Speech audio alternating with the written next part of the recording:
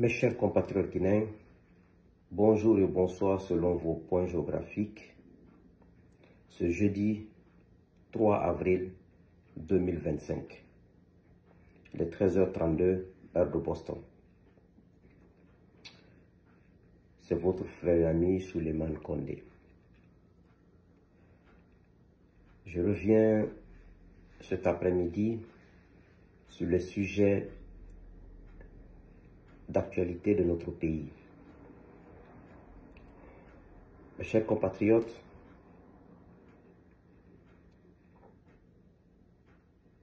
vous savez, chez nous, en Guinée, la fonction présidentielle a été abattardée par le régime du RPG Arc-en-Ciel de 2010 à 2020. Et aujourd'hui, cette fonction présidentielle, elle n'est plus abattardée, mais elle est plutôt enterrée au cimetière de la Camayenne par la junte au pouvoir depuis le 5 septembre 2021 avec un coup d'État sanglant.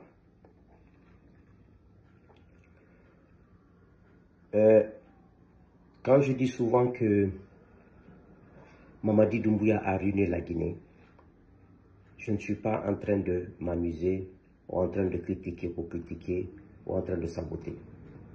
Je le dis au fond de moi. Et la réalité, les Guinéens avertis, les Guinéens observateurs savent de quoi je parle. Mais ceux qui sont dans l'émotion, ceux qui gagnent des petits pains avec le pouvoir en place, vont passer à autre chose, c'est normal, c'est le droit de tout un chacun. Mais Mamadi Doumbouya a ruiné la Guinée. Sur tous les plans. Sur le plan politique, démocratique, sur le plan financier, sur le plan de la gestion étatique, sur le plan social, il a ruiné la Guinée.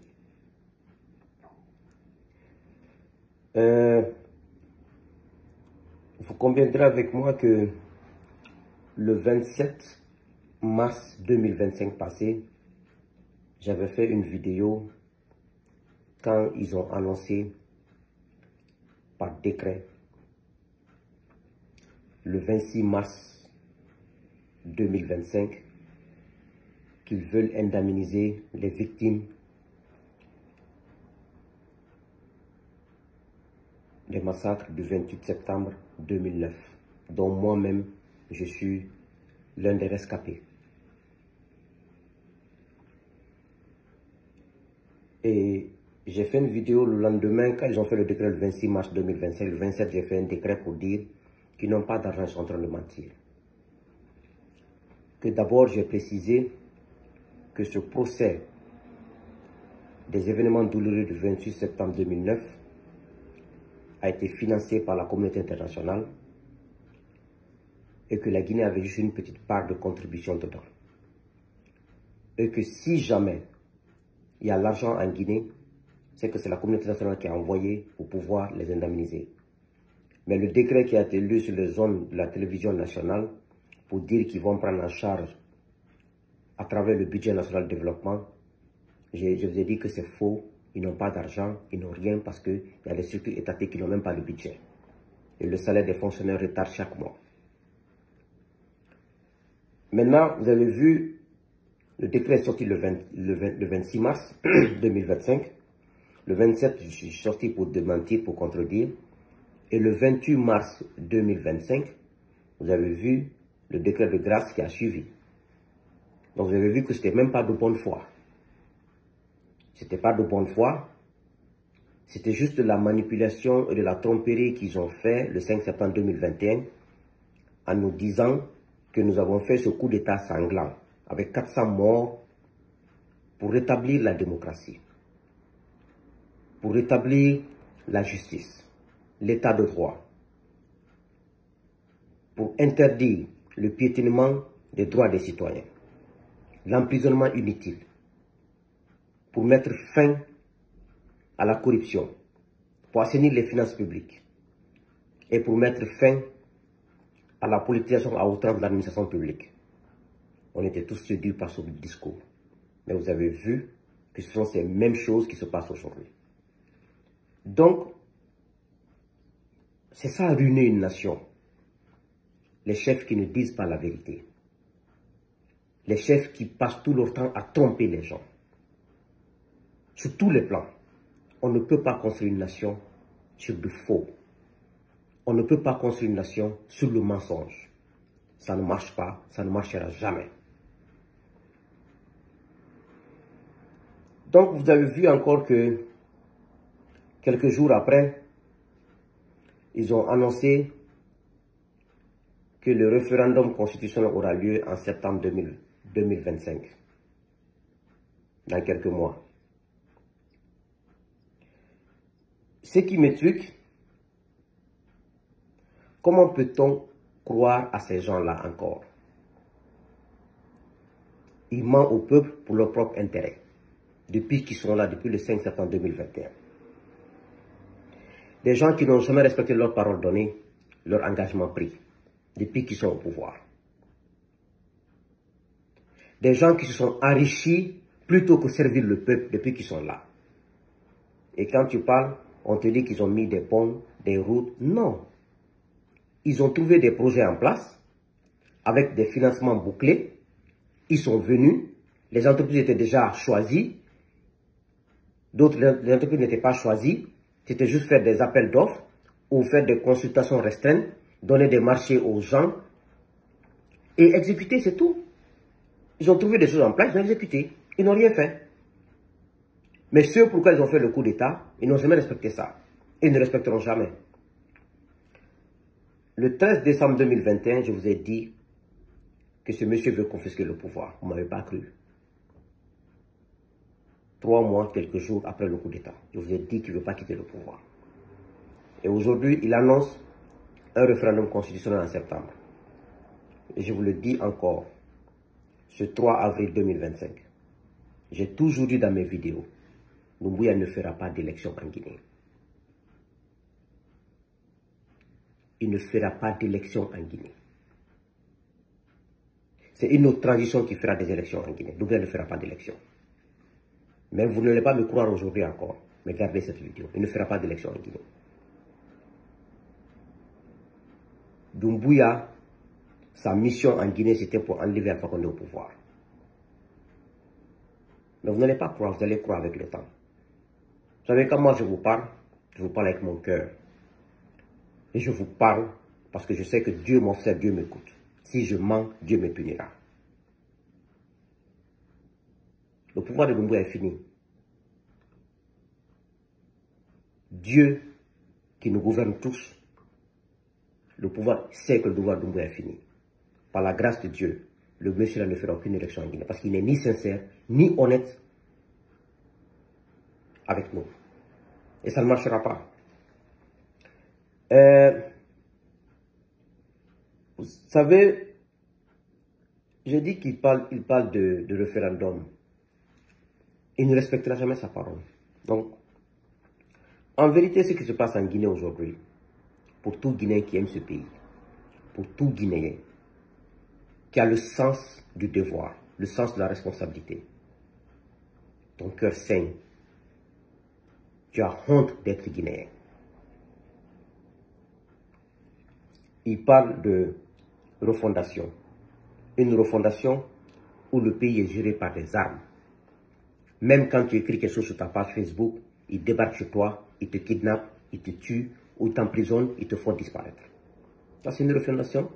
C'est de l'apocalypse, c'est de la destruction. Je vous ai dit qu'ils n'ont pas d'argent. Depuis longtemps, je ne fais que dire ça dans mes vidéos. Vous avez vu, le Fonds monétaire international FMI était en Guinée ces jours-ci. C'est la 3e fois que cette institution se déplace en Guinée. Ils étaient venus en septembre. Après, ils étaient venus encore quelques mois. Et puis, ils sont venus en mars, là. En fin mars, là, pour les évaluer. C'est le CNRD qui a demandé de l'argent au FMI. Vous savez, quand le FMI est venu, si c'est en septembre ou les mois qui ont suivi le mois de septembre, le FMI avait déclaré qu'ils ont une dette fiscale. Les gens ont commencé à chanter partout. Ça veut dire quoi une dette fiscale?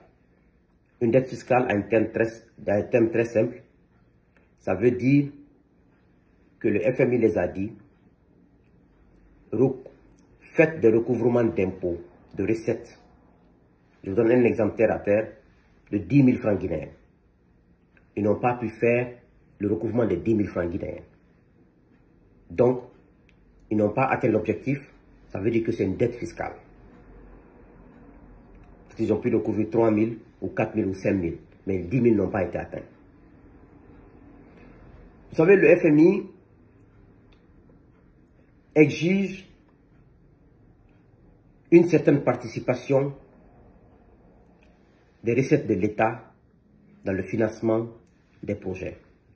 Pourquoi ils font ça? C'est pour éviter qu'à chaque fois qu'il y aura des dettes fiscales, que l'État ne fasse des planches à billets qui est contre-productif pour l'économie et pour le développement du pays. Ils exigent ça. Parfois, ils appellent ça dans des termes des performances, des critères de performance. Donc, le FMI est arrivé en fin mars là. Le FMI demande des comptes. Le FMI a vu qu'ils ont fait des dépenses de plus de 1 milliard de dollars sans justificatif. Normalement, si vous êtes sérieux, ce n'est même pas au FMI de vous dire ça. Vous dites que vous êtes venu pour faire la refondation. La refondation demande la discipline, la rigueur, le sérieux, l'honnêteté.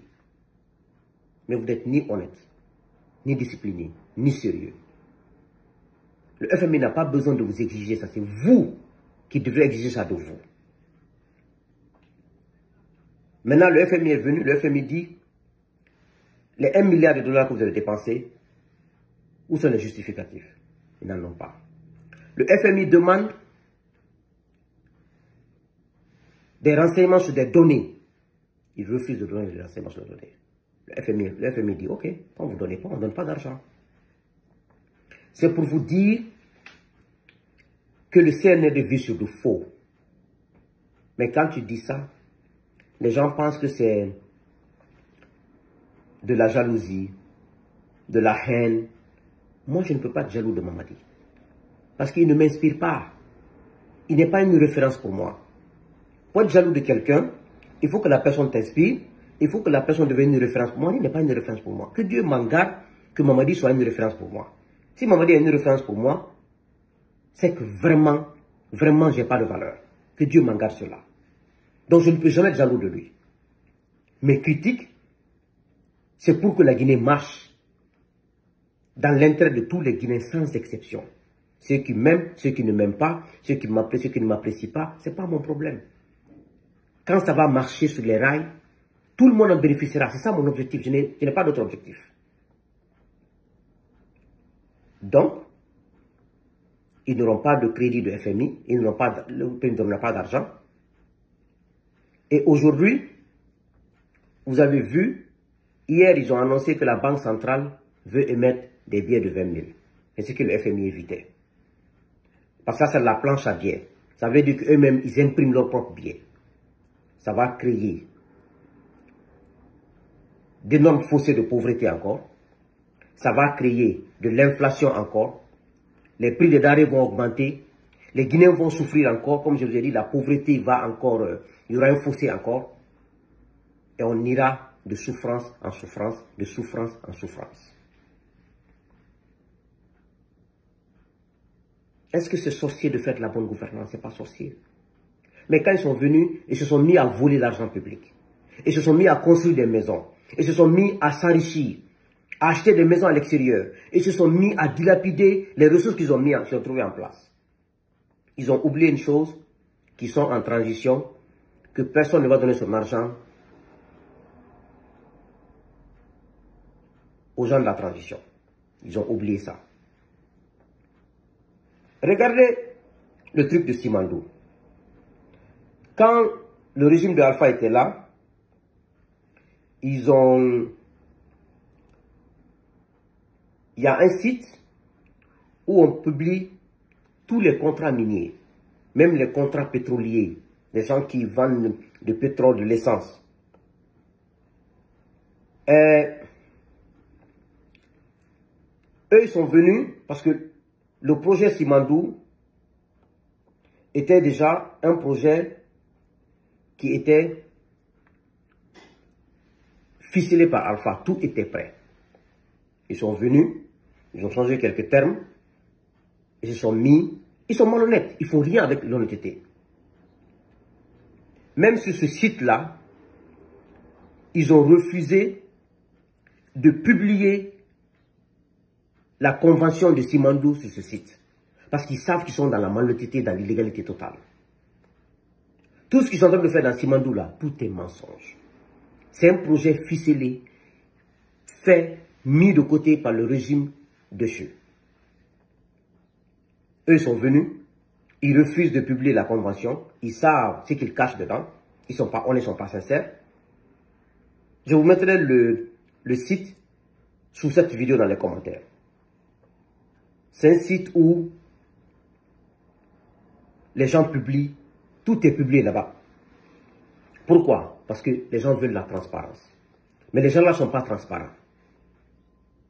Vous avez vu ce que leur directeur de cabinet a... Mais les gens là n'ont aucun niveau. Le président ne connaît rien, il n'a même pas le bac, il n'a même pas le brevet. Ceux qui sont avec lui à la présidence ne connaissent rien. Donc, comment ils peuvent gérer une nation? C'est ce que je vous dis. Même quand tu n'es pas compétent, même quand tu n'as pas l'expérience acquise, mais quand tu t'entoures avec des hommes compétents, des personnes d'expérience, des personnes de bonne moralité, tu vas t'en sortir. Mais tu n'es pas compétent, tu n'es pas intègre, tu n'es pas de bonne moralité, ton entourage n'a pas de bonne moralité, ton entourage n'est pas compétent, comment tu peux gérer une nation? C'est la question qu'il faut poser. Comment tu peux gérer une nation comme ça?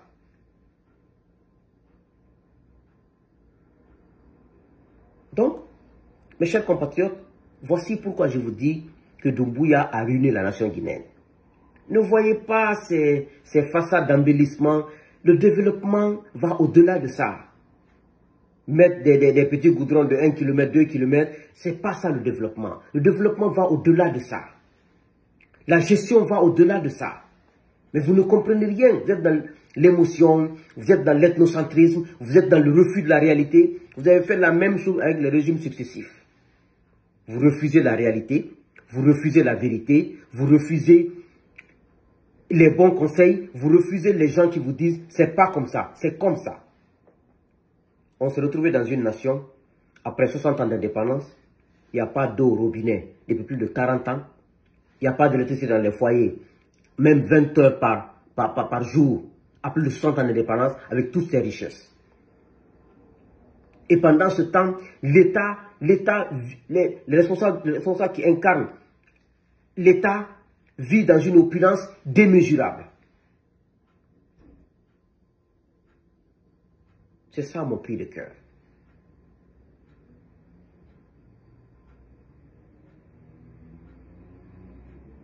Donc, il n'y aura pas d'élection en Guinée. Il n'y aura pas de référendum en Guinée. Doumbouya ne fera aucune élection. Doumbouya ne restera pas au pouvoir. Il doit partir et il partira par la grâce de Dieu. Il partira par la grâce de Dieu. Il ne restera pas. S'il veut, il peut encore mettre des caméras partout. Il peut mettre, il a barricadé il peut mettre des barbelés partout. Il ne s'en sortira pas. Il ne s'en sortira pas. Ne croyez même pas. Le jour où ça va arriver, vous allez me contacter encore. Que Dieu bénisse la Guinée. Que Dieu vous bénisse. Ne vous découragez jamais. Croyez en Dieu, croyez en vous. Croyez en la vérité, à la sincérité, croyez à l'honnêteté. Nous allons gagner encore ce combat. Inch'Allah. Que Dieu vous bénisse. Je vous remercie.